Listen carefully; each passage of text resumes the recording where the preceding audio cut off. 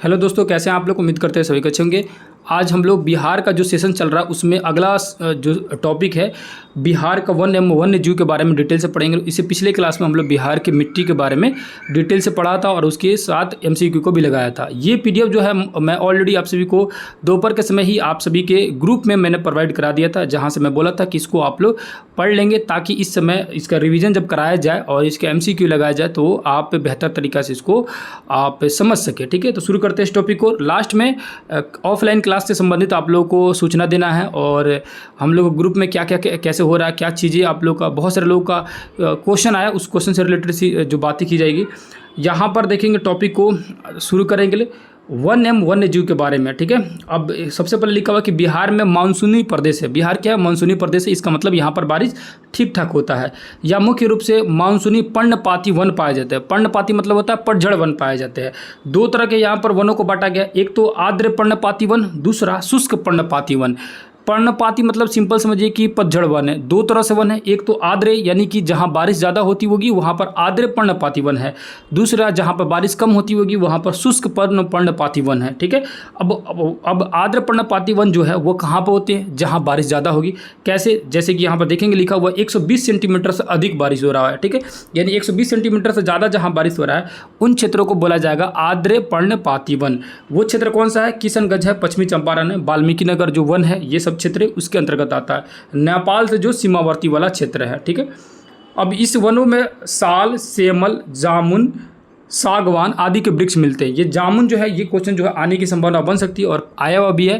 Question पूछेगा जामुन जो है निम्न में से किस क्षेत्र का जो है वन मतलब जंगल है या पेड़ है, तो कौन सा हो जाएगा आंसर में? आंसर में लिखा रहेगा आप लोगों को आर्द्र पर्णपाती वन या शुष्क पर्णपाती वन या पतझड़ वन। तो याद रखिएगा आर्द्र पर्णपाती वन होगा जामुन। ठीक है, उसको जानवर वगैरह देखेंगे तो जो कौन सा है, तो यहाँ पर वनों में घास भी पाए जाते हैं। उसके अलावा जो है जैसे कि सवई घास, हाथी घास, नरकट, बेत आदि भी झाड़ियाँ पाई जाती है।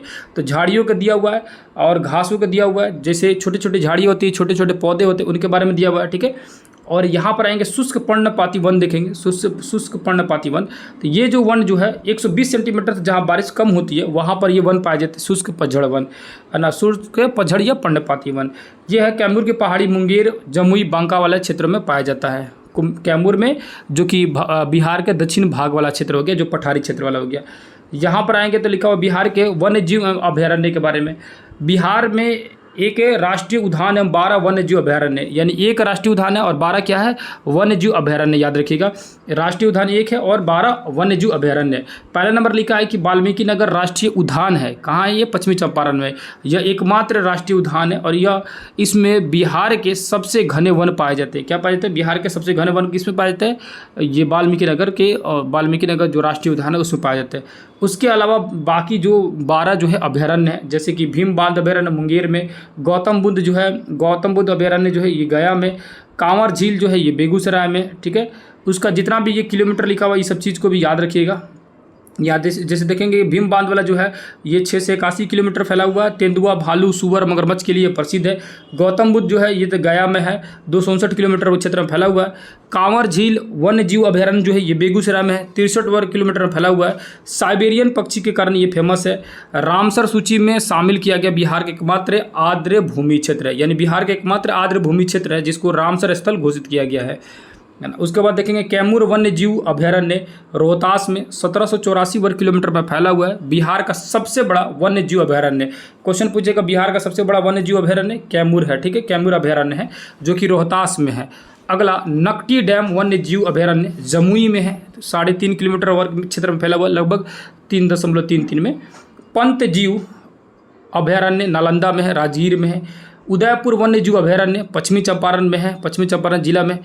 उसको वाल्मीकि वन्य जीव अभयारण्य ये पश्चिमी चंपारण में है। बिहार का एकमात्र बाघ आरक्षण केंद्र जो है ना, बाघ को आरक्षित करने वाला जो केंद्र है ये है वाल्मीकि नगर वन्य जीव अभयारण्य पश्चिमी चंपारण में है। कुशेश्वर पक्षी वन्य जीव अभयारण्य दरभंगा में है ना। साइबेरिया पक्षी के लिए भी फेमस है। विक्रमशिला डॉल्फिन वन्य जीव अभयारण्य ये भागलपुर में है। गंगा नदी में मुंगेर में भागलपुर तक ये फैला हुआ है और भारत में पहले डॉल्फिन अभयारण्य के रूप में यह प्रसिद्ध है। भारत का पहला डॉल्फिन अभयारण्य के लिए प्रसिद्ध कौन सा है? विक्रमशिला जो विक्रमशिला डॉल्फिन अभयारण्य है भागलपुर में ये है। बरेला सलीम अली पक्षी अभयारण्य वैशाली में है। बरेला सलीम अली पक्षी अभयारण्य वैशाली में।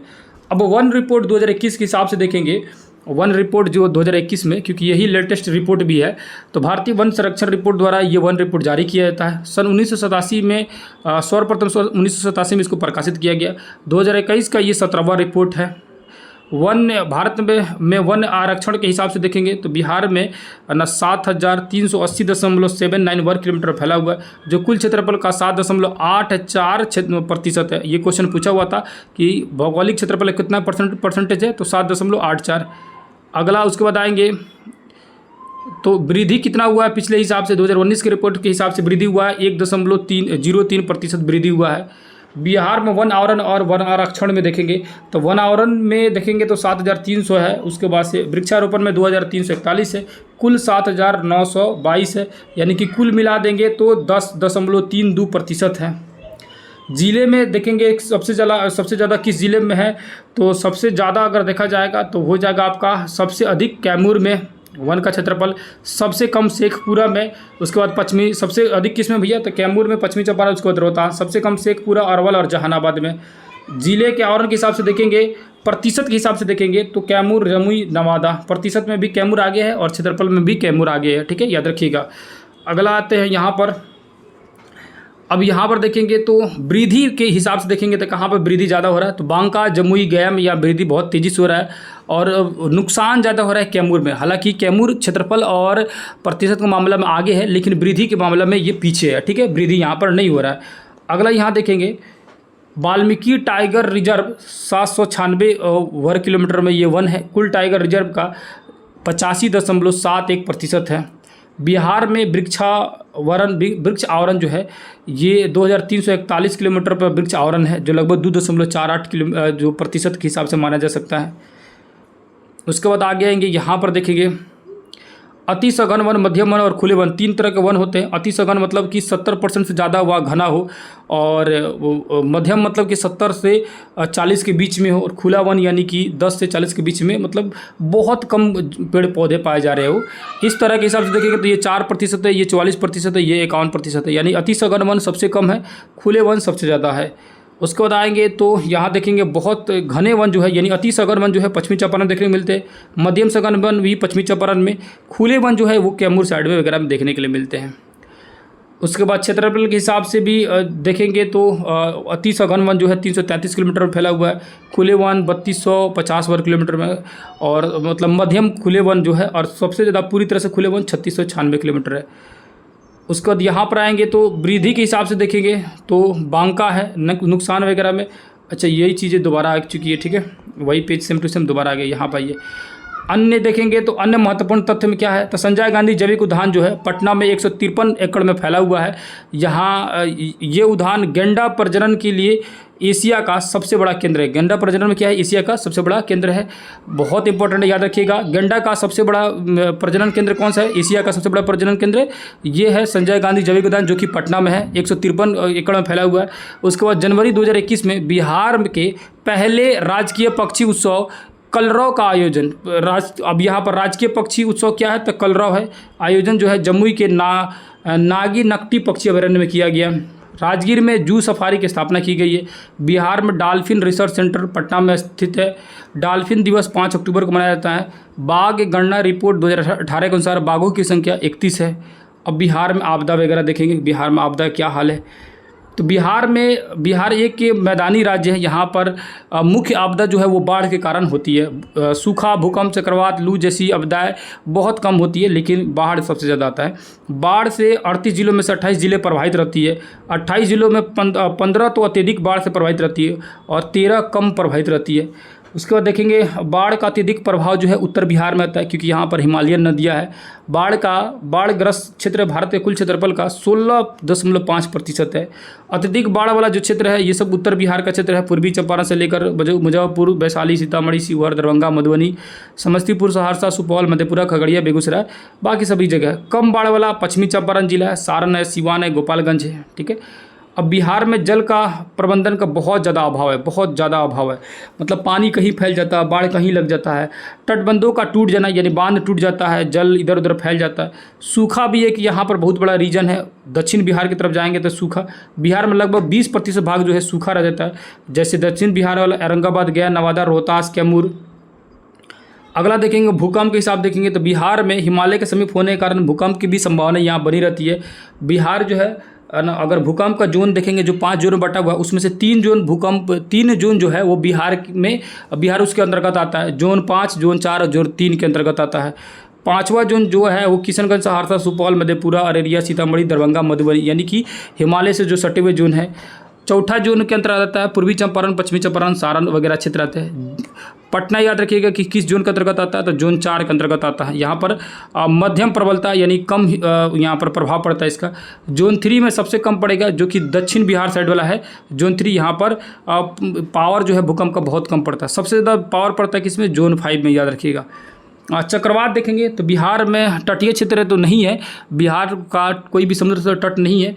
यहाँ पर चक्रवात जो है बंगाल की खाड़ी में जो आता है वो बांग्लादेश का कुछ बहुत प्रभाव जो है अपने यहाँ देखने के लिए थोड़ा बहुत देखने मिलता है, अन्यथा कोई प्रभाव नहीं पड़ता है। चक्रवात का मुख्य रूप से प्रभाव पड़ेगा भी तो उसमें कहाँ, जो पश्चिम बंगाल से जो सटे हुए जिला है, किशनगंज, पूर्णिया, भागलपुर, कटिहार, अररिया, ये सब जो क्षेत्र है वहाँ पर पड़ता है। अब आइए यहाँ पर देखेंगे तो संदर्श और फ्रेमवर्क बिहार में देखेंगे। जापान में संदर्श शहर में मार्च 2015 में आपदा जोखिम में कमी लाने के लिए 3रा संयुक्त राष्ट्र विश्व शिखर सम्मेलन आयोजित किया गया। अब ये करंट अफेयर का टॉपिक है, पिछला जो करंट अफेयर था उसमें। अब बिहार के पर्यटन देखेंगे। बिहार पर्यटन की दृष्टि से क्या है कि समृद्ध राज्य है। यहाँ ऐतिहासिक, धार्मिक के हिसाब से देखा जाए तो बहुत सारी चीज़ें देखने के लिए मिलेगी। यहाँ पर हिंदू धर्म, बौद्ध धर्म, जैन धर्म, ईसाई धर्म, मुस्लिम धर्म के सभी धर्मों के यहाँ पर स्थल मौजूद है ना। पर्यटन का दूसरा पक्ष है यहाँ आर्थिक, मतलब आर्थिक अर्निंग भी करना। बिहार में पर्यटन विकास के लिए पर्यटन उद्योग का दर्जा भी प्रदान दिया गया है। बिहार में पर्यटन का लोगो बिहार टूरिज्म है ना, ब्लिसफुल बिहार ना, ब्लिसफुल मतलब ब्लिसफुल जो है बिहार ना। उसका देखें बिहार में पर्यटन विकास के लिए सर्किटों के रूप में चिन्हित किया गया है। प्रमुख सर्किट उनके प्रमुख स्थल बताते हैं। यहाँ देखेंगे तो बौद्ध सर्किट जो है, ये बौद्ध मंदिर, विश्व शांति स्तूप, विश्व बुद्ध अवशेष स्तूप, सुजातागढ़ स्तूप गया में, अशोक स्तंभ वैशाली, केसरिया स्तूप पश्चिमी चंपारण, ये सभी जगह जो है, ये सब जो जगह है ये फेमस जगह है, घूमने वाला जगह है। अगला जैन सर्किट में जो है, जैन सर्किट की सब देखेंगे तो जल मंदिर है और उसके बाद जैन मंदिर है। जैन मंदिर एक और जो कुलनपुरम नालंदा में है, एक जमुई में है, एक जैन मंदिर कोडंगराम वैशाली में है। रामायण सर्किट के हिसाब से देखेंगे तो सीता कुंड जो है सीतामढ़ी में, सुहेश्वर स्थान सहरसा में, वाल्मीकि नगर पश्चिमी चंपारण में, अहिल्या स्थान दरभंगा में, रामशिला गया और प्रेतशिला गया में। और ये क्वेश्चन पूछा हुआ है, रामशिला प्रेतशिला बिहार के किस जिला से संबंधित है, तो गया से। ठीक है, ये सभी जगह याद रखिएगा। सिख सर्किट के हिसाब से देखेंगे तो तख्त श्री हरमिंदर जी पटना साहिब पटना में है, गुरुद्वारा गुरु का बाग पटना में है, कंकन घाट पटना में, प्रकाश कुंज पटना में, बाकी सारी चीज़ पटना में, सिर्फ एक याद रखिए गुरु नानक कुंड राजगीर में है। ठीक है, अब सूफी सर्किट देखेंगे तो मनेर शरीफ पटना में है ना, अमझर शरीफ जो है औरंगाबाद में, शेरशाह सूरी का मकबरा जो है सासाराम रोहतास में, बड़ी दरगाह जो है ये भी नालंदा में। इको सर्किट में देखेंगे तो वाल्मीकि नगर टाइगर रिजर्व है जो पश्चिमी चंपारण में, बराबर की गुफाएं जहानाबाद में, घोड़ा कटोरा राजगीर नालंदा में, कांवर झील बेगूसराय में, भीमबाद अभयारण्य मुंगेर में, तिलहट कुंड कैमूर में, काकोलत झरना नवादा में। ठीक है, अगला जेते लो। यूनेस्को विश्व विरासत स्थल की सूची में बिहार के 2 स्थानों को चिन्हित किया गया। महाबोधि मंदिर जो है उसके कॉम्प्लेक्स को यूनेस्को ने इसको विश्व धरोहर के रूप में सूचित किया है 2002 में ही। नालंदा महाविहार पुरातात्विक स्थल नालंदा को भी 2016 में नामित किया गया। अब जनगणना में देखेंगे तो पूरे भारत में सबसे पहले जनगणना एक्चुअली में मेयो जो था उसने 1872 में शुरू किया गया था, लेकिन सक्सेसफुल नहीं हुआ। 1881 ईस्वी में रिपन के शासनकाल में दादा भाई नौरोजी के सहयोग से जो जनगणना जो है पूर्ण रूप से कंप्लीट हुआ, उसी समय से ही हर एक 10 साल पर जनगणना जो भारत की जनगणना की शुरुआत की गई। 1936 में बिहार और उड़ीसा अलग हो जाते 1 अप्रैल 1936 को। उससे पहले 22 मार्च 1912 को बंगाल अलग हो गया बिहार से। उसके बाद उड़ीसा का बाद जो है झारखंड अलग होता है 15 नवंबर 15 नवंबर 2000 को जो है झारखंड अलग हो जाता है बिहार से। उसके बाद देखेंगे तो 2011 में जो जनगणना रिपोर्ट आई थी वो 15वीं जनगणना रिपोर्ट था। उसमें हमारा जनगणना हमारा भविष्य की जो लक्ष्य रखा गया था या स्लोगन रखा गया था, उस हिसाब से देखेंगे तो बिहार जो भारत की कुल जनगणना जो थी, बिहार की कुल जनगणना जो थी भारत में अगर परसेंटेज के हिसाब से देखेंगे तो 8.58% था। कुल जनगणना जो है 10, 40, 99, 452 था। याद रखिएगा इसको इस तरह याद रखिएगा 10, 40, 99, 452।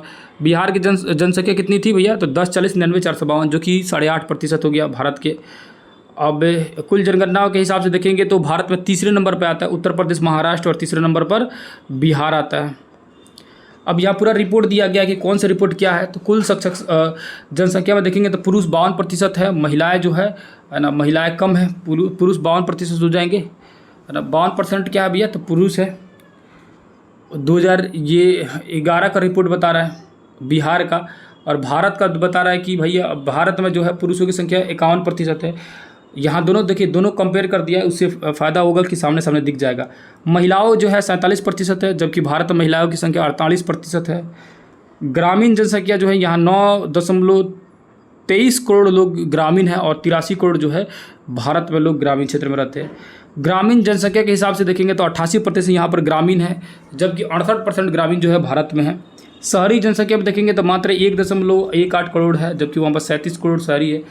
जनसंख्या परसेंटेज के हिसाब से देखेंगे शहर तो 11% शहर है, जबकि भारत में जो है शहर देखा जाएगा तो 31% शहर है।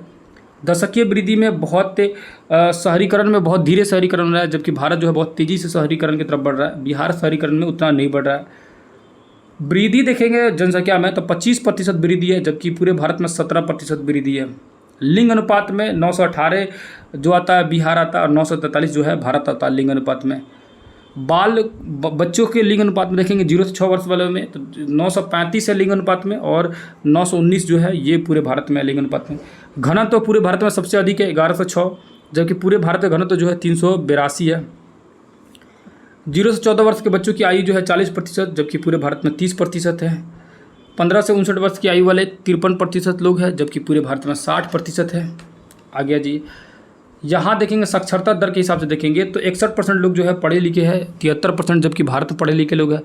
पुरुष में देखेंगे तो 71% है, जबकि भारत का रिपोर्ट देखेंगे तो 80% पुरुष पढ़े लिखे हैं। महिला में देखेंगे बिहार में तो 51% पढ़ी लिखी है, जबकि पूरे भारत में 64% पढ़ी लिखी है। साक्षरता दर में वृद्धि जो है 70.9% हो रहा है, यानी साक्षरता बहुत तेज़ी से बढ़ रहा है बिहार में। और भारत में देखेंगे तो मात्र 10% की ही वृद्धि हो रही है, 10.9 की। ठीक है। ग्रामीण साक्षरता 59 है, और वही भारत में जो है 67 है। शहरी साक्षरता 76.9 है, जबकि भारत में देखेंगे तो 84% है। अनुसूचित जाति का परसेंटेज देखेंगे तो 15% भारत में है, जबकि पूरे भारत में 16% है, बिहार में 15% है। अनुसूचित जनजाति यानी आदिवासी जो है 1.3% है, जबकि पूरे भारत में 8% है। यहाँ कह रहा है कि 2011 के रिपोर्ट के अनुसार सर्वाधिक क्षेत्रफल वाला जिला तो पश्चिमी चंपारण, गया और पूर्वी चंपारण। सबसे कम क्षेत्रफल वाला शिवहर, अरवल, शेखपुरा। जनसंख्या के मामले में से पटना, पूर्वी चंपारण और मुजफ्फरपुर। सबसे कम जो है जनसंख्या जो है वो है शेखपुरा, शिवहर, अरवल। सर्वाधिक जनसंख्या दशकीय वृद्धि मधेपुरा में, किशनगंज में, अररिया, खगड़िया में। सबसे कम जनसंख्या वृद्धि हो रहा है अरवल में, गोपालगंज में और दरभंगा में। सर्वाधिक लिंग अनुपात जो है गोपालगंज में देखने को मिलता है, यहाँ पर लड़कियों की संख्या अधिक है। सिवान में, उसके बाद सारण में। सबसे कम लिंग अनुपात जो है मुंगेर में, यानी लड़कियों की यहाँ संख्या बहुत ही कम है। भागलपुर में और खगड़िया में। सर्वाधिक के बाल अनुपात में देखेंगे तो किशनगंज है। यहाँ पर सर्वाधिक घनत्व में देखेंगे तो शिवहर, पटना और दरभंगा है। सबसे कम घनत्व देखेंगे तो कैमूर, जमुई और बांका है। सर्वाधिक के साक्षरता वाला जिला देखेंगे तो रोहतास, पटना, भोजपुर। सबसे कम तो पूर्णिया, सीतामढ़ी, कटिहार। पुरुष साक्षरता दर में देखेंगे तो रोहतास, भोजपुर, बक्सर आगे है। सबसे कम में पूर्णिया, कटिहार और सीतामढ़ी है। महिला साक्षरता में भी रोहतास, मुंगेर, पटना आगे है, और महिला साक्षरता में सहरसा, मधेपुरा और पूर्णिया जो है सबसे पीछे है। उसके बाद आ जाएंगे अगला सीधे यहाँ पर किसी भी क्षेत्र की प्राकृतिक जीवन की पहचान, उसकी बौद्धिक विरासत के साथ साथ कला, पर्व, त्यौहार, मेले, उत्सव आदि लोगों के रहन सहन का महत्वपूर्ण स्थान होते हैं। कलात्मक दृष्टि से बिहार का इतिहास काफ़ी बहुआयामी रहा है। अब बिहार की कला देखेंगे, मौर्य काल की कला देखेंगे तो राजप्रसाद, स्तंभ, स्तूप, गुफाएं आदि बहुत सारी कलाएं देखने के लिए मिलती है। इसका स्थानीय प्रमाण मौर्य काल से प्राप्त होता है। पटना के कुम्हरहार से चंद्रगुप्त मौर्य के राजा प्रसाद के अवशेष मिले हुए, यानी चंद्रगुप्त मौर्य का अवशेष जो है पटना के कुम्हरहार से मिला हुआ है, जो लकड़ी के बने हुए इमारत थे। अगला देखेंगे यहाँ पर बिहार में लौरिया नंदनगढ़ में और लौरिया अलीराज में, रामपुरवा में, बसाड़ में, ये सब अशोक के बहुत सारे स्तंभ वगैरह मिले हुए हैं। आजीवक संप्रदाय के अनुयायियों के लिए बराबर की पहाड़ियाँ एवं नागार्जुन की पहाड़ियों पर गुफाएं मिली है। पटना के लोहानीपुर पुरुष के नग्न रूप की 2 मूर्तियां प्राप्त हुई है। पटना के दीदारगंज में स्त्री की मूर्ति मिली है, जिसे यक्ष या स्त्री रत्न का नाम दिया गया है। पाल काल देखेंगे तो पाल काल के दौरान स्थापत्य और मूर्तिकला के रूप में अवशेष मिले हैं। उदंतपुरी विक्रमशिला विश्व महाविहार पाल के स्थापत्य में प्रमुख उदाहरण है। अब मध्यकाल में देखेंगे, मध्यकाल में कौन कौन से अवशेष मिले हैं। हालांकि आधुनिक काल वाला ज़्यादा इंपॉर्टेंट है, क्योंकि ये सब चीज़ उतना पूछता नहीं है, फिर भी एक बार देख लेते हैं इसको। मध्यकाल वाला जो है तुर्क काल की सबसे महत्वपूर्ण इमारत बिहार शरीफ स्थित मलिक इब्राहिम या मलिक बया का मकबरा है, जो कि तुर्की काल का सबसे बड़ा बयान करता है कि उस समय का ये है। तुगलक शैली का जो है प्रभाव था उसमें। अफगान शैली सर्वप्रथम नमूना शेर शाह का मकबरा है। तो याद रखिएगा, जो अफगान शैली का पूछेगा मकबरा बिहार में सबसे पहले कौन सा बना था, शेर शाह का मकबरा 1545 में। अष्टकोणीय है, पूरे तालाब के बीचों बीच में, जिसमें जो शेर शाह सूरी है इसको दफनाया गया है। छत पर एक बृहद गुम्बद, इसके अतिरिक्त ससाराम में हसन खां, इस्लाम खां का भी मकबरा है। अब मुगल शैली में देखेंगे तो मुगल शैली का अगर देखा जाएगा सबसे अच्छा उदाहरण तो है तो शाह दौलत मनेर स्थित मकबरा है। शाह दौलत मनेर स्थित मकबरा जो है मुगल शैली का है। अब यूरोपीय स्थापत्य में देखेंगे तो पटना का राजभवन, पटना का चित्र सचिवालय, उच्च न्यायालय का निर्माण, ये सब यूरोपीय स्थापत्य से हुआ है। चित्रकला में देखेंगे तो चित्रकला में जो है पटना कलम शैली बहुत ज़्यादा फेमस है। इसका निर्माण जो है कागज़ और हाथी के दांत से किया जाता है। लघु चित्र का निर्माण है। मधुबनी पेंटिंग जो है ये तो पूरे विश्व रूप में फेमस है। मंजूषा चित्रकला जो है ये भागलपुर का है, ये भी काफ़ी फेमस है। कहानी को क्रमिक और श्रृंखलाबद्ध रूप से चित्रित किया जाता है। थंका चित्रकला जो है ये है गौतम बुद्ध के जीवनों और उसकी शिक्षाओं के बारे में बताता है थंका चित्रकला। जदोपाटिया चित्रकला जो है ये कहाँ का जदोपाटिया चित्रकला है, तो याद रखिएगा जदोपाटिया चित्रकला जो है ये संथाल जनजाति के बारे में बताता है। मुगल शैली जो है ये फिर अगेन दोबारा आ गया, एक ही चीज़ को बार बार लग रहा है पीडीएफ में, इसीलिए पीडीएफ मेरा ज़्यादा हो गया है ना। संगीत कला में देखेंगे तो बिहार के 100 त्योहारों को शुभ अवसरों पर स्थानीय संगीत का प्रचलन रहा। चैत के माह में, फाग जो फाल्गुन का माह में, कजरी जो है सावन के समय, ये याद रखिए कजरी जो है सावन के समय, 12 मासा जो है पूरे वर्ष में कभी भी गा सकते हैं। जांत सारी जो है ये महिलाओं द्वारा चक्की या जाता का उपयोग करते समय। नचारी जो है भगवान शिव की स्तुति में गाया जाता है। सोहर जो है शिशुओं के जन्म पर गाया जाता है, और ये बहुत इंपॉर्टेंट है, कई बार क्वेश्चन पूछा है कि शिशुओं के जन्म पर महिलाओं द्वारा गाए जाने वाले गाना को क्या कहते हैं, सोहर कहते हैं। सुमंगली लंगनी जो है विवाह के शुभ अवसर पर, लगनी या सुमंगली। बटोहिया देशभक्ति के भरा गीत है। देशभक्ति का भरा गीत जो है कौन सा है, बटोहिया है। जो इस गीत को श्री रघुवर नारायण की रचना है। फिरंगिया यह देश की भक्ति से भरा गीत है। इस प्रचलन स्वतंत्रता आंदोलन के समय बहुत अधिक था। पूर्वी जो है ये बिरहिनिया अपनी दयनीय स्थिति का वर्णन गीत द्वारा करती है, यानी इसमें बिरहिनिया जो है अपनी स्थिति का वर्णन करती है पूर्वी गाना में। अब लोक नृत्य या इसका लोकनाट्य या लोक नृत्य देखेंगे बिहार का, तो जोगीड़ा नृत्य जो है ये होली के अवसर पर। लौंडा नाच जो है ये शुभ अवसर त्यौहार वगैरह पर पुरुषों को लड़की बनाकर डांस कराया जाता है। करिया झूमर नृत्य जो है ये मिथिला क्षेत्र में प्रसिद्ध है। झिझिया नृत्य जो है ये ग्रामीण लड़कियों महिलाओं द्वारा किया जाता है। समा चकेवा जो है ये कार्तिक माह में किया जाता है। डोमकच जो है ये बहुत फेमस है। डोमकच याद रखिएगा, डोमकच ना, कई वर्ड आप सुने होंगे शादी ब्याह में कि डोमकच हो रहा है, ठीक है। तो यह विवाह के अवसर पर बारात चले जाने के बाद घर की महिलाएं द्वारा किया जाता है। यह हास्य परिहास से संबंधित नाट्य है। मतलब जब बारात चला जाता है तो घर का औरत देखबे करते हैं, वो पूरा जो डांस वगैरह करती है, और वाकई में आज भी वर्ड की यूज किया जाता है कि डोमकच कर रहा है, ठीक है। और सच में उसको डोमकच ही बोला जाता है। जट जाटिन जो है ये वैवाहिक जीवन का प्रदर्शन किया जाता है। विदेशिया जो है ये पुरुष और पुरुष द्वारा महिला रूप धारण करके नाट्य किया जाता है, विदेशिया। अब पर्व त्यौहार देखेंगे, पर्व त्यौहार हम देखेंगे तो है बसंत पंचमी जो है बिहार के माघ शुक्ल पंचमी में, ये बसंत पंचमी जो है सरस्वती पूजा के रूप में सबसे अधिक प्रचलित है। बसंत पंचमी जो है ये छात्रों के बीच में, अब क्वेश्चन पूछेगा सरस्वती पूजा को अन्य किस नाम से जाना जाता है, तो बसंत पंचमी के नाम से जानता है। रामनवमी जो है ये भगवान श्री राम के जन्म उत्सव पे मनाया जाता है, ठीक है। होली फागुन माह में, होली फागुन में। शिवरात्रि जो है भगवान शिव और माता पार्वती के विवाह के अवसर पर शिवरात्रि मनाया जाता है।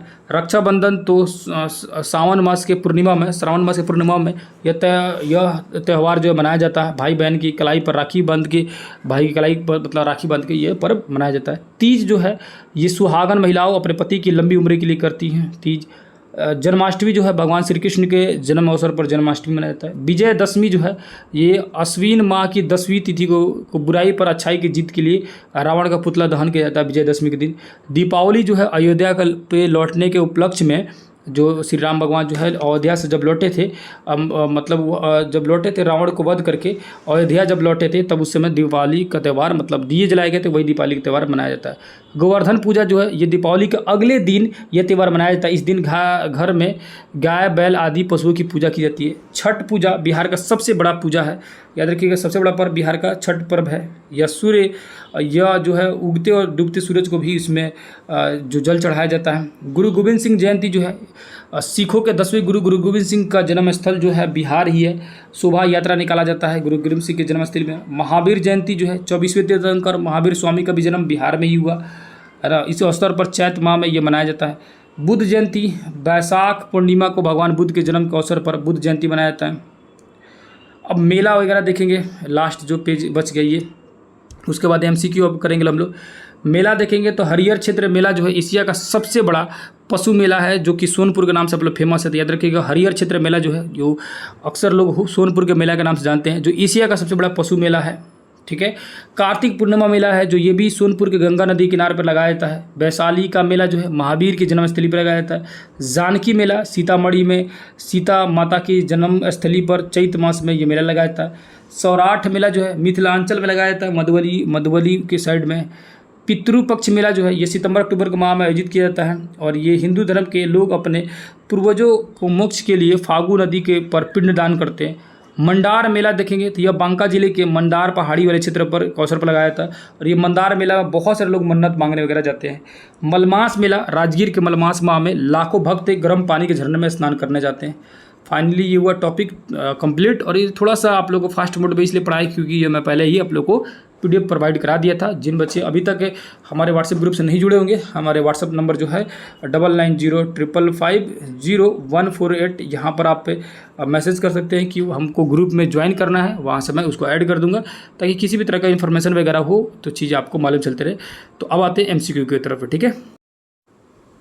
पहला नंबर क्वेश्चन देखेंगे, भारत आने वाला हर विदेशी पर्यटक बिहार की यात्रा क्यों करता है। तो बिहार की यात्रा क्यों करता है, क्योंकि बिहार में महान धर्मों का स्थली है, बिहार में संस्कृति संपन्न है, बिहार राज्य है, बिहार की जो गौरवशाली इतिहास रहा है, इसीलिए सब कोई यहाँ पर आता है घूमने के लिए।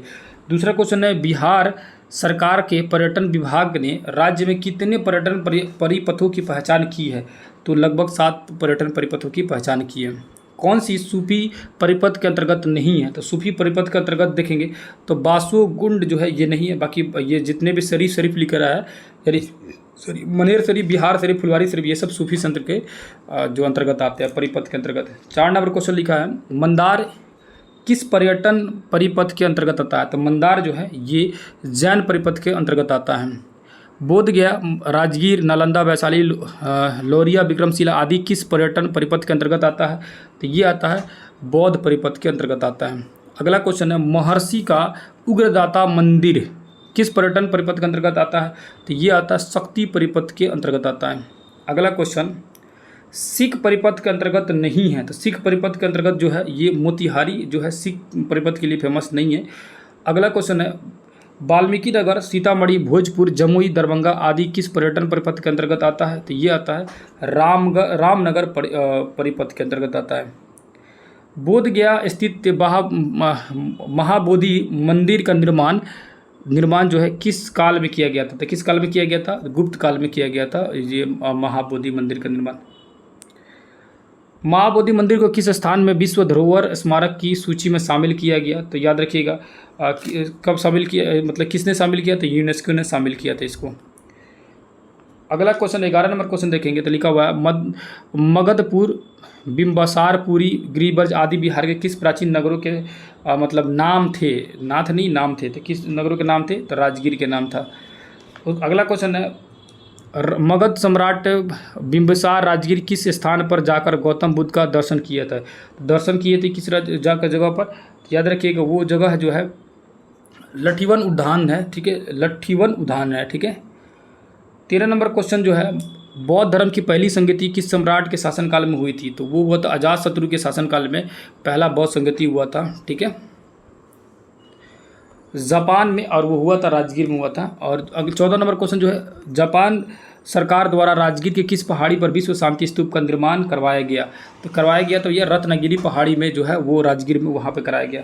15 नंबर क्वेश्चन है नालंदा विश्वविद्यालय की स्थापना 5वीं शताब्दी के गुप्त काल के किस शासक ने करवाई थी? तो किस शासक ने कराया था भैया? तो कुमारगुप्त ने कराया था। 16 नंबर क्वेश्चन है नालंदा विश्वविद्यालय को किसने तहस नहस कर दिया था? किसने तहस नहस कर दिया? तो बख्तियार खिलजी जो था उसने तहस नहस कर दिया, जो कि गौरी का सेनापति था। 17 नंबर क्वेश्चन है यूनेस्को द्वारा कब नालंदा विश्वविद्यालय को विश्व धरोहर में शामिल किया गया था? तो ये 2016 में ही शामिल किया गया था, है ना। सॉरी, ये यूनेस्को द्वारा तो उसको तो बहुत पहले ही शामिल कर दिया था। नालंदा विश्वविद्यालय को शामिल किया गया था 2016 में, तो 1961 में ही इसको शामिल कर लिया गया था, ठीक है। प्राचीन नगरी पाटलिपुत्र का अन्य नाम क्या है? तो इसका अन्य नाम जो है ये कुसुमपुर भी है, पुष्पनगर, श्रीनगर भी है ना, वित्त से सभी हो जाएगा पाटलिपुत्र का नाम। 19 नंबर क्वेश्चन देखेंगे तो बौद्ध धर्म की तीसरी संगति बिहार के किस नगर में हुआ था? तो बिहार बौद्ध धर्म को अगर तीसरी संगति देखेंगे तो वो हुआ था कहाँ में हुआ था भैया? तीसरी संगति जो हुआ था वो बौद्ध धर्म की तीसरी बौद्ध संगति देखेंगे तो वो पाटलिपुत्र में हुआ था। कहाँ में हुआ था? पाटलिपुत्र में, ठीक है। अगला जो है प्रथम जैन संगीति का आयोजन पाटलिपुत्र के किस शासनकाल में हुआ था? वो तो अजातशत्रु के, मतलब अजातशत्रु ने कराया था, लेकिन चंद्रगुप्त मौर्य के शासनकाल में उस वंश का शासनकाल चल रहा था, मौर्य वंश का। सॉरी, जैन संगीति की बात कर रहे हैं यहाँ, बौद्ध संगीति की नहीं, है ना। बौद्ध संगीति कराया था अजातशत्रु, यहाँ कह रहा है जैन संगीति की, हमको ध्यान नहीं आया, हम बौद्ध संगीति के बारे में बता रहे थे। जैन संगीति जो चंद्रगुप्त मौर्य के शासनकाल में ही हुआ था, ठीक है। स्थूलभद्र और भद्रबाहु थे, वो जो थे दो भागों में जो बट गए। अगला जो है 21 नंबर है गणतंत्र की नींव कहाँ पर पड़ी? तो गणतंत्र की पहली नींव जो है ये बहुत फेमस क्वेश्चन है, वैशाली में वलजी गणराज्य में पड़ा था। सबसे पहले गणतंत्र की नींव रखी गई थी, पूरी दुनिया में सबसे पहले यहीं पर था। 22 नंबर क्वेश्चन देखेंगे तो लिखा हुआ है विक्रमशिला विश्वविद्यालय की स्थापना किस मगध सम्राट के शासनकाल में हुआ था? तो वो हुआ था जो महिपाल जो शासक थे उनके शासनकाल में हुआ था, ठीक है। विक्रमशिला विश्वविद्यालय का स्थापना महिपाल नहीं होना चाहिए इनका, तो धर्मपाल। विक्रमशिला विश्वविद्यालय का स्थापना किस सम्राट का शासनकाल में हुआ था? इस क्वेश्चन को थोड़ा देखिएगा, धर्मपाल ही होना चाहिए था, ठीक है। या महिपाल है या धर्मपाल है, ये दोनों में से आप लोग इसको थोड़ा करेक्ट करके बताइएगा आंसर। 23 नंबर जो क्वेश्चन है, 23 नंबर क्वेश्चन देखिएगा मनेर में बसने वाले पहले सूफी संत थे, तो कौन से सूफी संत थे? तो याद रखिएगा मनेर में अगर बसने वाले सूफी संत जो पहले थे वो थे इमाम ताज फ़की थे, ठीक है।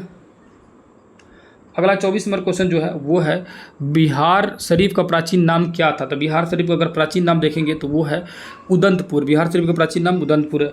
25 नंबर क्वेश्चन है कि उदंतपुर विश्वविद्यालय की स्थापना किस से पाल वंशीय शासक ने किया था? उदंतपुर विश्वविद्यालय की स्थापना जो है ये उदंतपुर विश्वविद्यालय की स्थापना जो है ये किसने किया था? तो याद रखिए गोपाल ने किया था। उदंतपुर विश्वविद्यालय की स्थापना गोपाल ने किया था, ठीक है। अगला 26 नंबर क्वेश्चन है सासाराम के किस पहाड़ी में सम्राट अशोक का शिलालेख पाया गया है? तो ये चंदपीर पहाड़ी में पाया गया था। अगला क्वेश्चन जो है 27 नंबर बिहार के किस स्थान में नवप्रस्तर युग के अवशेष प्राप्त हुए? तो नवप्रस्तर युग के अगर अवशेष देखेंगे तो वो चिरांद से प्राप्त हुए। 28 नंबर क्वेश्चन है राजगीर पर्यटन के लिए क्या दर्शनीय है? तो राजगीर पर्यटन के लिए दर्शनीय देखेंगे तो वो ये सारी चीज़ हो जाएगा, गिरी कुंड हो जाएगा, जरासंध का अखाड़ा हो जाएगा, ये सब मखदूम साहब हुजरा हो जाएगा, उपयुक्त सभी हो जाएगा। 29 नंबर क्वेश्चन लिखा है विक्रमशिला विश्वविद्यालय का अवशेष किस नगर के निकट है। तो किस नगर के निकट है, तो याद रखिएगा भागलपुर के निकट है विक्रमशिला विश्वविद्यालय। प्राचीन पाटलिपुत्रा के कुम्हरार जहाँ मौर्य सम्राट का राजमहल था कहाँ स्थित है, तो ये पटना में स्थित है। कहाँ पे स्थित है भैया, पटना में स्थित है। अगला क्वेश्चन 31 नंबर क्वेश्चन आएंगे, मौर्यकालीन इतिहास के महत्वपूर्ण साक्ष्य कहाँ से प्राप्त हुए। तो कहाँ से प्राप्त हुए, तो कुम्हरार से प्राप्त हुए, जो कि लकड़ी का महल वगैरह मिला हुआ है। 32 नंबर है, किस सम्राट ने राजधानी राजगिरी से हटाकर पाटलिपुत्रा कर दिया था। तो वो कौन किए थे, उदयन किए थे। कई बार क्वेश्चन पूछा भी है कि पाटलिपुत्रा शहर की स्थापना किसने किया था, तो उदयन ने किया था। 33 नंबर क्वेश्चन है, प्राचीन अंग देश की राजधानी, अंग की राजधानी जो है वो तो चंपा थी, अंग जो कि वर्तमान समय में भागलपुर वाला जगह है। 34 नंबर क्वेश्चन है, 12वें जैन तीर्थंकर वसुगुप्त का जन्म बिहार के किस प्राचीन नगरी में हुआ था। तो किस प्राचीन नगरी में हुआ था, चंपानगर में। और 12वें तीर्थंकर ये जो है वसुगुप्त है, ये भी पता चला है ना। 35वें जो है, चार ग्राही दक्षिणी की मूर्ति किस स्थान से प्राप्त हुई। तो चार ग्राही दक्षिणी की मूर्ति जो है किस स्थान से प्राप्त हुई, तो दीदारगंज से, ठीक है। बराबर की गुफा किस काल की है, तो बराबर की गुफा जो वो मौर्यकालीन है। 37 नंबर क्वेश्चन है, गांधी पर्यटन परिपथ के अंतर्गत निम्न में से कौन नहीं है। तो कौन सा नहीं है, तो मंदार जो है, ये मंदार हिल जो है ये सब गांधी जी के लिए फेमस नहीं, बाकी मोतिहारी ये सब चीज़ मुरली भरावा तो वहाँ पर जो राजकुमार शुक्ला जी का गांव ही है, ठीक है। तो ये गांधी जी सब रिलेटेड है। 38 नंबर जो क्वेश्चन है, पटना स्थित गोलघर किस वर्ष बनाया गया था। तो पटना स्थित गोलघर जो है वो बनाया गया था, याद रखिएगा 1786 वगैरह में बनाया गया था। मंगल तालाब कहाँ स्थित है, तो मंगल तालाब जो है ये कहाँ स्थित है, तो याद रखिए कि ये पटना में है। अगला जो है, बिहार के किस स्थान में सबसे अधिक तीर्थयात्री आते हैं। तो बिहार के किस स्थान में सबसे अधिक तीर्थयात्री आते हैं, तो याद रखिएगा वो बोध गया में आते हैं, क्योंकि वो बहुत बड़ा धार्मिक स्थल भी है। 41 नंबर क्वेश्चन है, सोनपुर मेला पहली बार कब आयोजित किया गया था। तो ये आयोजित किया गया था 1850 में। अगला क्वेश्चन है, धीमान तथा विट्ठल पाल किस कला शैली की मूर्तिकार थे। तो किस कला शैली के मूर्तिकार थे, मूर्तिकार ये पाल कला शैली का मतलब मूर्तिकार वगैरह थे। 43 नंबर क्वेश्चन है, अवांगमुखी कमल का संबंध कला शैली से है। तो अवांगमुखी का संबंध जो है किस कला शैली से, किस समय का कला शैली से है, तो ये मौर्य काल की कला शैली से है। 44 नंबर क्वेश्चन है, दलित मुद्रा में अंकित नटुआ बैल का अवशेष कहाँ से प्राप्त हुआ था। नटुआ बैल का जो अवशेष है ये जो प्राप्त हुआ है रामपुरवा से प्राप्त हुआ है। 45 नंबर क्वेश्चन है, मंजूषा चित्र शैली किस रूप में लोकप्रिय थी। तो किस रूप में लोकप्रिय थी, तो अंग क्षेत्र वाले जो क्षेत्र है, अंग वाला जो क्षेत्र है भागलपुर वाला, वहाँ फेमस थी। 46 नंबर है, पाल चित्र कला शैली किसका प्रभाव रहा था। तो पाल चित्र कला शैली पर किसका प्रभाव रहा था, तो याद रखिएगा बौद्ध कला का प्रभाव रहा था। अगला क्वेश्चन 47 नंबर है, बिहार के किस मंदिर को ऑनलाइन किया गया। तो बिहार के किस मंदिर को किया गया ऑनलाइन, तो महावीर मंदिर जो है पटना का, उसे किया गया। 48 नंबर क्वेश्चन है, अशोक के सिंह स्तंभ कहाँ स्थित है। तो अशोक के सिंह स्तंभ जो है ये वैशाली में स्थित है। 49 नंबर क्वेश्चन देखेंगे तो उत्तरावर्ती गुप्त शासक का एक अभिलेख कहाँ से प्राप्त हुआ। तो कहाँ से प्राप्त हुआ, तो वो अपगढ़ से प्राप्त हुआ है। 50 नंबर क्वेश्चन है, थावे का तीर्थ स्थल कहाँ स्थित है। तो जो थावे जो है ये गोपालगंज में है। 51 नंबर क्वेश्चन दिया हुआ है, मगध सम्राट अजातशत्रु के शासनकाल में राजगीर के सप्तपर्णी गुफा में बौद्ध धर्म की पहली संगति हुई थी। प्रथम संगति के पश्चात कौन सी रचना की तैयार की गई थी। तो कौन सी रचना की तैयार की गई थी, विनय पिटक और सुत पिटक की स्थापना की गई थी, दोनों पिटक की स्थापना की गई थी। 52 नंबर देखेंगे तो क्वेश्चन है, विक्रमशिला विश्वविद्यालय के पहले कुलपति थे। तो कौन थे पहले कुलपति, बर्जाचार्य थे, ठीक है। और बहुत इंपॉर्टेंट क्वेश्चन है, याद रखिएगा। 53 नंबर क्वेश्चन है, तिब्बत के लामाबाद को जन्म दिया था। तो तिब्बत ने लामाबाद को जन्म दिया था दीपंकर श्रीज्ञान को और कुमारिल को। 54 नंबर क्वेश्चन है, सूफी संत जहावा मनेरी का दरगाह कहाँ है। तो कहाँ पे है भैया, तो याद रखिएगा बिहार शरीफ में। 55 नंबर क्वेश्चन है, शेर शाह के किस वर्ष अपनी राजधानी बिहार शरीफ से पटना कर दिया था। तो ये 1441 में किया था, 1541 में किया था। 56 नंबर क्वेश्चन है, बौद्ध काल में मुंगेर किस नाम से जाना जाता है। जो मुंगेर किस नाम से जाना जाता था, तो याद रखिएगा मुंगेर जो है मुंगगिरी के नाम से जाना जाता था। शहीद खुदीराम बोस का स्मारक कहाँ स्थित है, तो खुदीराम बोस का जो स्मारक है वो है मुजफ्फरपुर में। अजगोबीनाथ मंदिर है, अजगोबीनाथ जो मंदिर है ये भागलपुर में है। ठीक है, अब आते लो जनगणना वाला रिपोर्ट में। यहाँ देखेंगे पहला नंबर जो क्वेश्चन दिया गया है, 2011 की जो जनगणना के अनुसार बिहार की जो जनसंख्या थी वो कितना थी, तो 10,40,99,452 अभी जस्ट पढ़े लो। 2011 की जनगणना के अनुसार बिहार की जनसंख्या, पुरुषों की संख्या कितनी थी, तो पुरुष की संख्या जो था वो 54% जो है मतलब 54, 27 से 81, 57 हो गया। उसके बाद से जो महिलाओं की संख्या देखेंगे तो महिलाओं की संख्या जो हो जाएगा वो हो जाएगा 49 से 82, 49, 82, 12, 95 हो जाएगा। 2011 की जनगणना के अनुसार बिहार की कुल जनसंख्या में पुरुषों का प्रतिशत के हिसाब से देखेंगे तो 52% पुरुष थे। कितना प्रतिशत, 52% पुरुष थे। अगला क्वेश्चन है 11 के अनुसार महिलाओं की परसेंटेज के हिसाब से देखेंगे तो ये हो जाएगा 47.86%। घनत्व देखेंगे तो वो हो जाएगा, सबसे ज़्यादा घनत्व शिवहर का है 1882। बिहार की जनसंख्या में न्यूनतम घनत्व जो है वो, सबसे कम घनत्व जो है वो कैमूर में है, 488 लोग ही मात्र है। जनसंख्या के दृष्टि से भारत का बिहार का क्रम देखेंगे तो वो तीसरे नंबर पे आता है। बिहार जो है तीसरे नंबर पे आता है जनसंख्या मामले में। पहला जो उत्तर प्रदेश, दूसरा महाराष्ट्र, तीसरा जो है अपना बिहार आता है। 11 के अनुसार बिहार में लिंग अनुपात जो है 1000 पुरुषों पर कितनी लड़कियां की बात की गई है, तो 918। 11 के अनुसार जनसंख्या दृष्टि से निम्न जिला में सबसे बड़ा जिला कौन सा है, तो सबसे बड़ा जो जिला है वो पटना जिला है। नगरी जिले में देखा जाएगा तो भारत की कुल जनसंख्या बिहार की जनसंख्या का क्या प्रतिशत है, तो वो परसेंटेज के साथ देखेंगे तो 8.60 हो जाएगा। 12 नंबर क्वेश्चन है कि जनगणना के अनुसार बिहार राज्य का जनसंख्या घनत्व क्या है, तो 1106 है, जो कि भारत में 1 नंबर पे है। जनगणना 2011 के अनुसार बिहार में शिशु लिंग अनुपात क्या है, तो शिशु का लिंग अनुपात 935 है। अब जनगणना के अनुसार बिहार के किस जिले की सबसे कम जनसंख्या है, तो सबसे कम जनसंख्या जो है ना वो पटना का बगल में शेखपुरा में है। उसके बाद शिवहर, अरवल, लखीसराय में। अगला क्वेश्चन है बिहार के किस दशक में जनसंख्याओं में कमी अंकित की गई थी, यानी कि बढ़ने के बजाय घट गया था, तो ये 1911 और 21 के बीच में हुआ था। 1 और 21 के दशक के बीच में जनसंख्या में 25.4% की वृद्धि हुई है। बताइए देश की जनसंख्या वृद्धि से कितनी मतलब ज़्यादा है, तो ये लगभग अधिक है, मतलब ज़्यादा है, बड़ा है, कम नहीं ज़्यादा ये, क्योंकि भारत का तो 17% ही बढ़ा था जबकि बिहार का 25% बढ़ गया।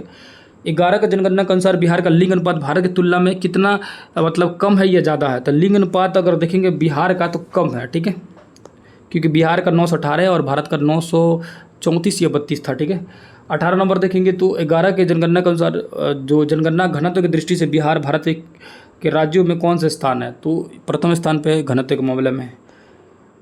बिहार की शहरी आबादी की कुल आबादी के प्रतिशत कितना है, तो 11.30। अब ये जस्ट पढ़े लोग 11% ही है शहर, बाकी सब तो गांव ही है। गांव कितना हो जाएगा, तो 88.70। 21 नंबर क्वेश्चन आएंगे तो बिहार में 11 का रिपोर्ट के अनुसार बिहार में प्रति 1000 औसत जन्म दर है, तो औसत जन्म दर देखेंगे तो 27.7 है। जनगणना 2011 के आधार पर बिहार का औसत मृत्यु दर जो है वो कितना भैया, तो 6.7 है प्रति 1000 में। शिशु मृत्यु दर देखेंगे तो कितना हो जाएगा, वो 44 हो जाएगा। बिहार का अनुसूचित जाति की न्यूनतम जनसंख्या किस जिला में है, तो वो है शिवहर में।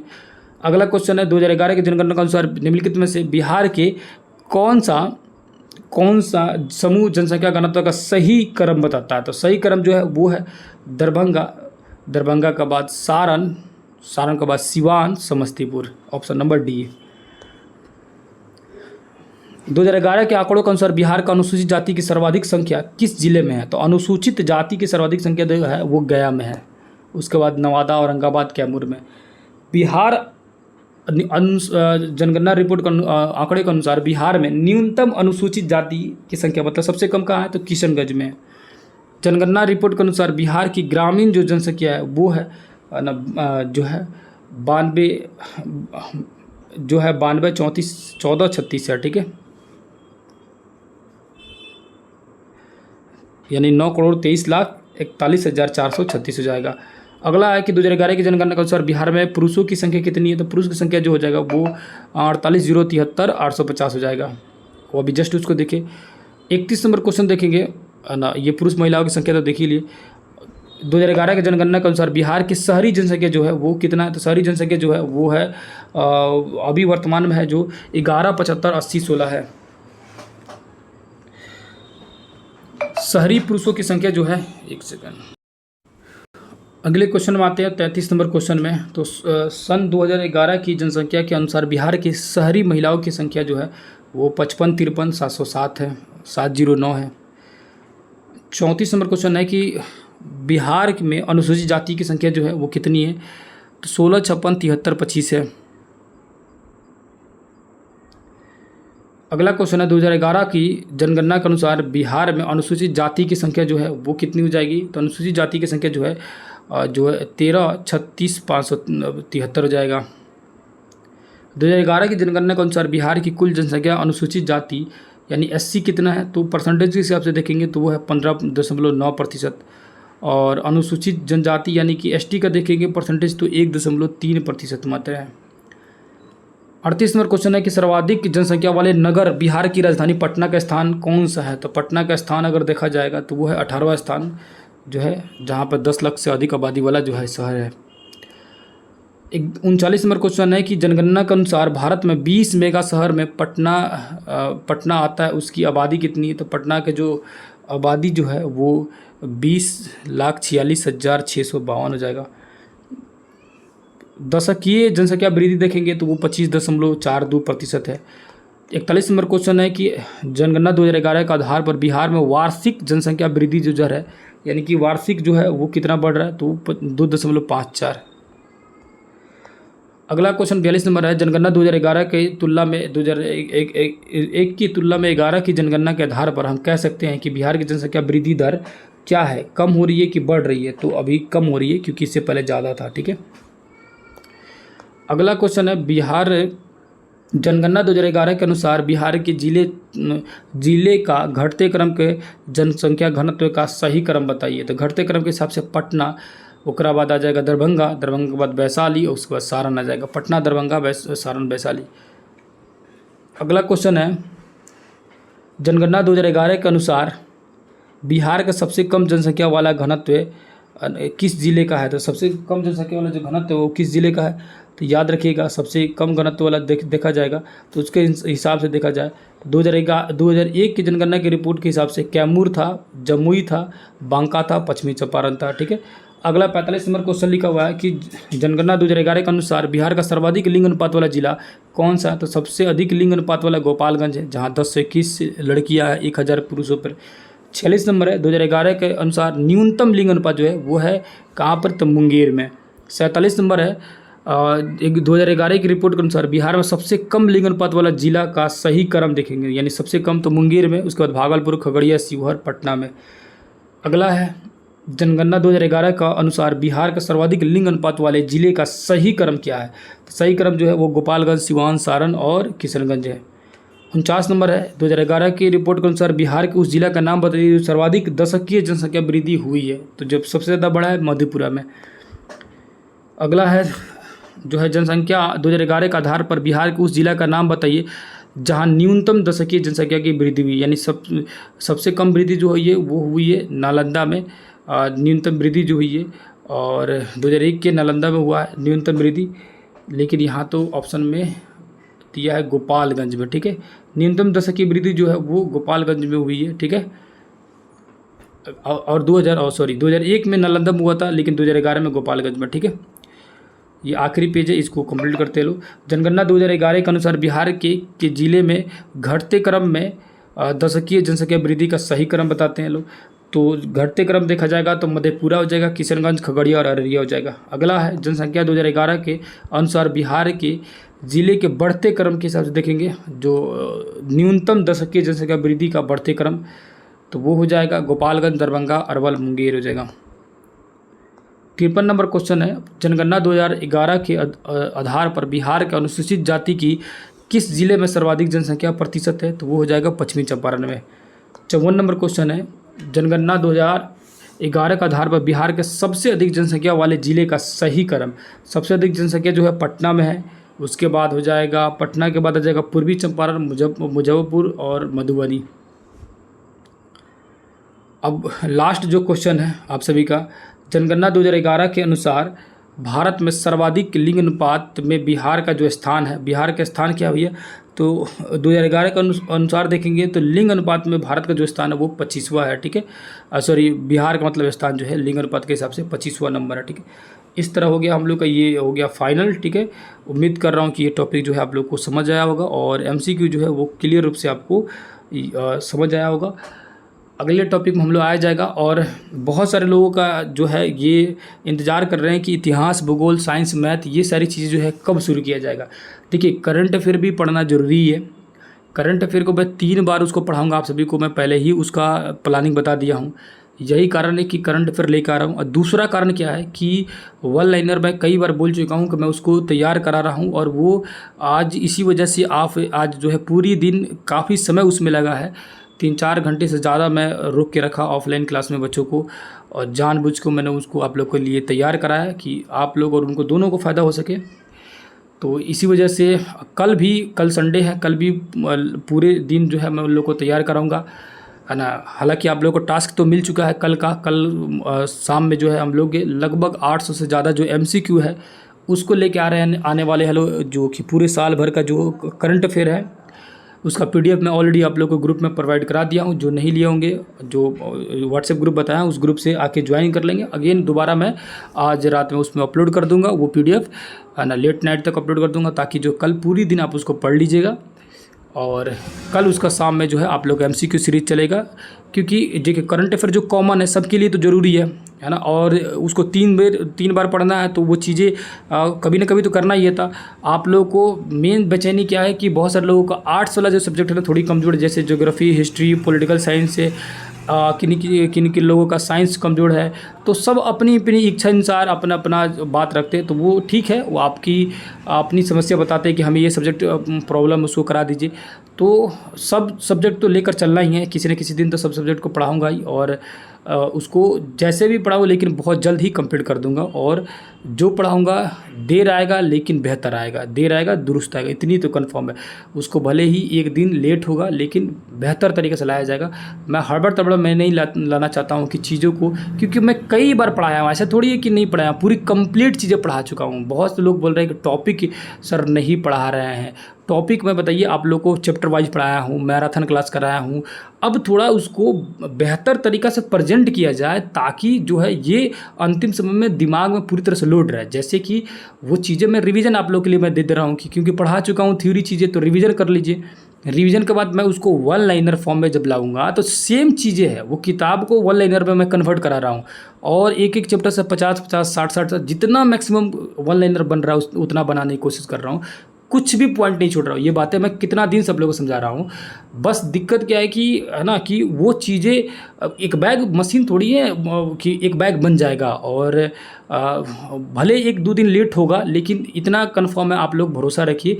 जब भी उसको लेकर आऊँगा बहुत ज़बरदस्त तरीके से लेकर आऊँगा और कंप्लीट आप लोग का जो थ्योरी बोल रहे हैं ना कि टॉपिक वाला टॉपिक भी कवर हो जाएगा, उसी में MCQ भी पूरी तरह से कवर हो जाएगा और पूरा सेट आप लोग लगा लीजिएगा, ठीक है। तो उम्मीद कर रहा हूँ कि बातें आप समझ रहे होंगे कि थोड़ी सी हमारी भी परेशानी की समझिए, क्योंकि ऑफलाइन के बाद ये सारी चीज़ें अरेंज करना, सब चीज़ करना, है ना।